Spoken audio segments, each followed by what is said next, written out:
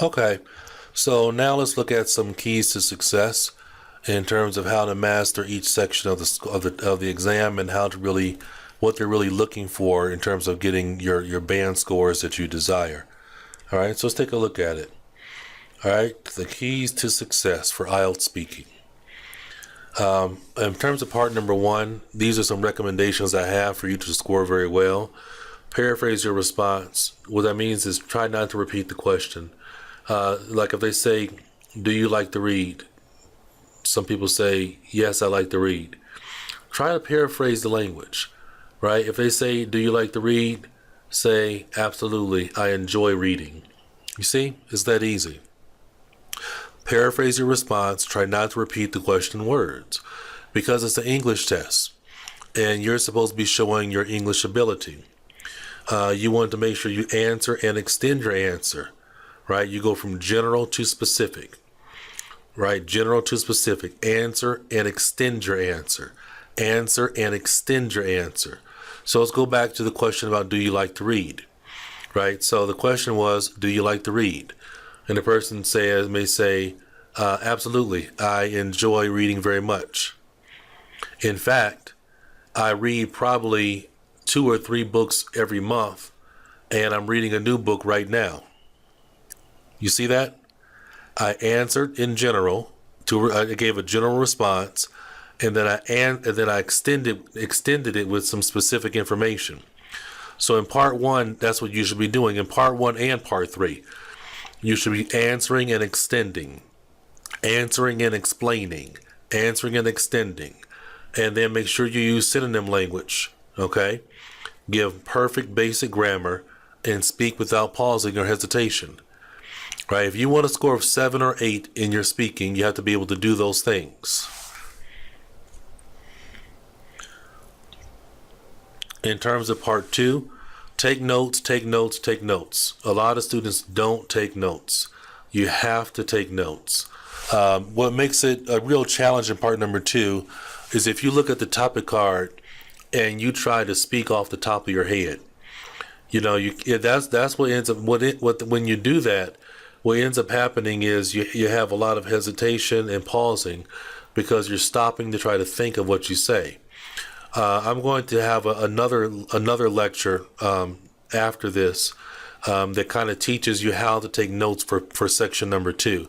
And if you take notes this way and follow the plan of the notes, you won't have to try to think of what to say. You can, in terms of the topics you're going to talk about, but you can more easily go through section 2 without all the pausing and hesitation that leads to bad grades. Also use a variety of sentence forms. Use your compound and your complex sentences. Okay? When you use a higher level of grammar in terms of sentence formation, that always improves your grade. And get through all the subparts. Remember, in part number 2, there's going to be a main heading question, and then there are going to be 3 or 4 sub questions that they're going to ask you that are related to that. Okay? A little bit more about part number 2. This is where you have to be able to show your fluency, right? Speak from beginning to end.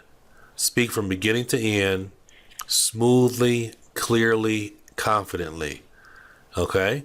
We have to really work on eliminating the pausing and the hesitation. That's very, very important. Okay?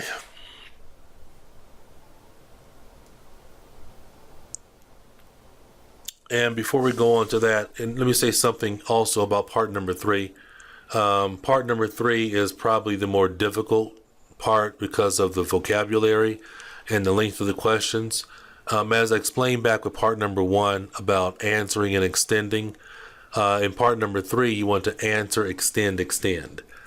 Okay, so answer in general, give a general answer to the question by using synonym language, then explain it, and then explain it some more. Okay, you have to really extend those answers in part number 3. To get a band, here's a little bit of information about how to get a band 5 or get a band 6. And I encourage you to kind of pause the tape and read through this information about band 5s and band 6s. All right. and this is about getting your band 7s and your bands 8. But go ahead and stop and read through that, because a lot of what was really helpful to be able to get a higher score of a band 7 or a band 8 or a band 6, you have to know what is required for me to get that score. What do I have to do to achieve that particular score? You understand? That's what's really necessary. That's what we're talking about here. Okay. All right. So we'll stop right here, and I will talk to you soon in the next lecture. Take care. Ciao. I hope you enjoyed learning about the keys to success for the IELTS speaking section.